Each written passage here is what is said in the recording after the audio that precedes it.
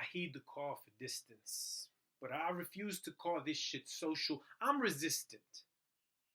So I keep my 6 feet, but I need to reach out to those that matter daily. And lately, I'm checking in on my homie Ro. Ro's been family since we was 80s babies in the rubble of the burnt out Bronx.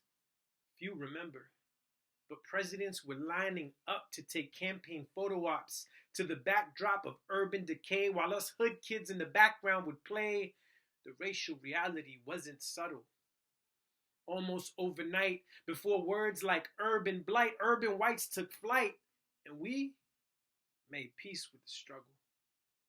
Ro, you and me was kindergarten kids. Since 86, we've been sick from this hustle, rebuilding abandoned lots block by block, and courageously carving out childhoods from the endless piles of rock. We wrote our first romances in that wreckage. My boy Ro delivered 25-cent coquito ices to my first crush in 3rd grade, pointed at me and said, "Don't trip, it's already paid." From then on, same schools, same PJs, even swag the same way. In high school, we dated twins, accomplices in all manner of sins and rituals. We religiously went to Tato, the Boogie Down's best bar, before our habitual Fresh Friday fades. Those were the ghetto golden days. But that was before. Before we split paths, it was tough choices we faced right then when black and brown boys learn as we prematurely become men where we fit in the melanated matrix of misery. We can dodge drive-by bullets in our barrios or face the luck of the draw and hope to endure a few tours overseas and come back in one piece. Maybe. Bro, you held down the hood and I went to wage a white man's war, but the missiles we fired turned Baghdad into my childhood backdrop.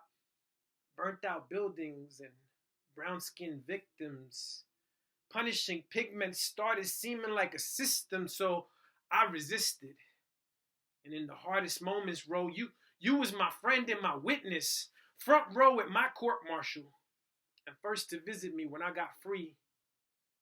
Through the years, bro, there's one thing I know. The soundtrack to my life just wouldn't flow without Ro's signature raspy drawn out. Yeah! But these days, I only hear a muffled version of my homie on the phone. Ill at ease, he pauses often to breathe. He talks to me about operating rooms, about Montefiore Hospital in the Bronx, the way I used to speak of my time overseas, anxiously awaiting orders to the Middle East. I'm a veteran, see, so I tend to sense PTSD like a mutt smells the pheromones of fear. That fierce fear, that fear that keeps us in the fight. So I hear the silence in our phone calls real clear. Now I'm out here in the Bay, not in the Bronx where you are. So pregnant pauses on phone calls have to stretch real far. But I lean across those melancholy moments. I listen. South Bronx survivor, reminiscing, pacing, wishing I could do more, but I can't. So I just listen. As Ro tells gory stories from the front lines of this corona fight. Son, I gear up every motherfucking day for duty. Face mask, shield, full gown, gloves, and goggles, suited and booted, my dude. We lost 4 out of 5 patients in this room last week. I still can't shake the stench. So we treat the OR like we at war. Like Montefiore is our trench. I pay close attention. My veteran body tenses. I can't stand this, can't understand this. I can't. Ro is my man. We've been tight like tuck waves since back in the day, but fear never fixed herself a place in his voice before. Ro goes on. Like he just came back from Vietnam. I ask, how's his mom? And the powerlessness in his breath is apparent.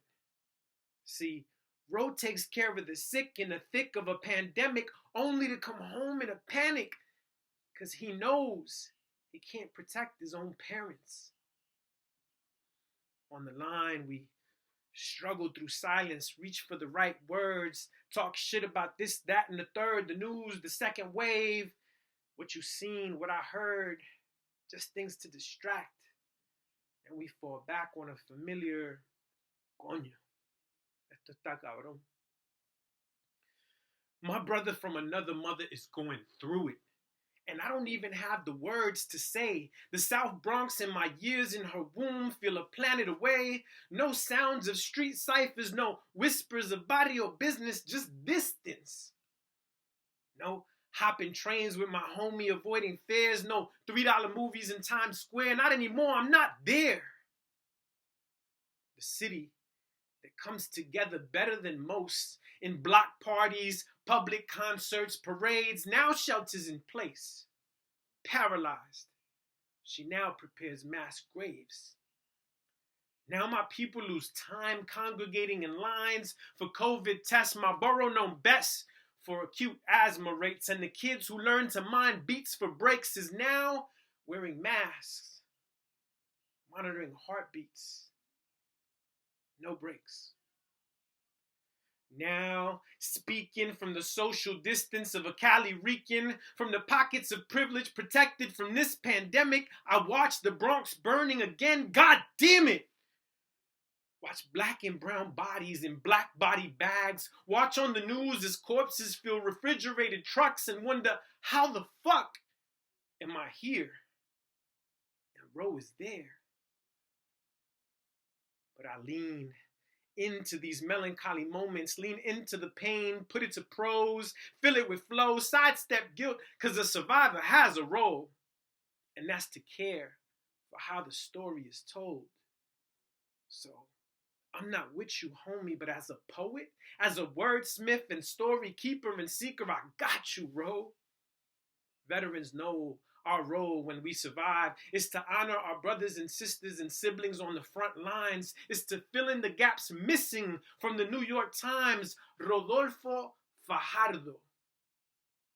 And all the healthcare professionals on the grind deserve front page status, odes, plaques as the greatest of all time. So, Ro, in them pregnant pauses, I'm listening. I'm jotting things down. I'm thinking of ways to tell the planet that the best man for the job is suited up at ground zero.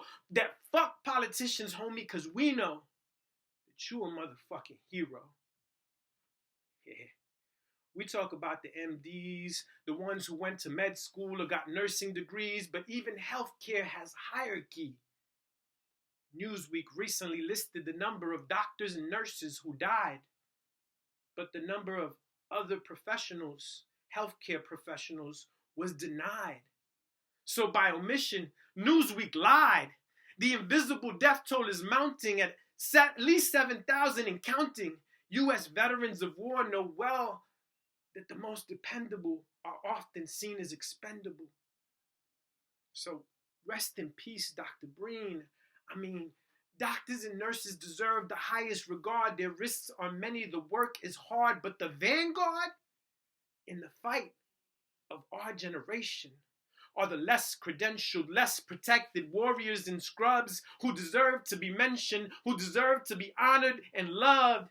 The nurses' assistants, operating room attendants, janitors, food service experts, transport specialists, nursing home service, unsung soldiers in the healthcare universe.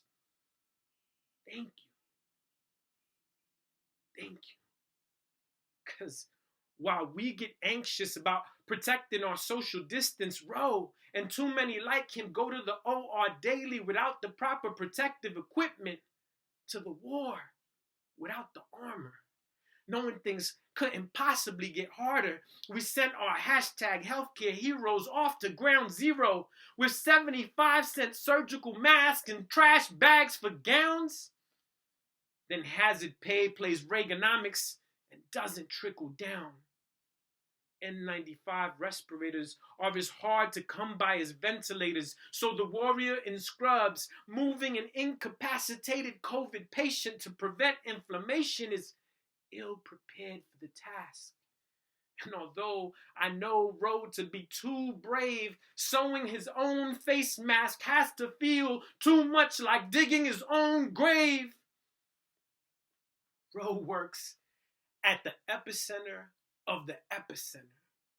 Montefiore Hospital, named after a mountain flower, but in this hour is more like a mountain's fury, a volcano of COVID cases erupting, stretchers and vents into hallways and lawns full of tents, as warriors in scrubs watch wounded strangers take their final breaths, watching fear fade from their faces until she's replaced with death.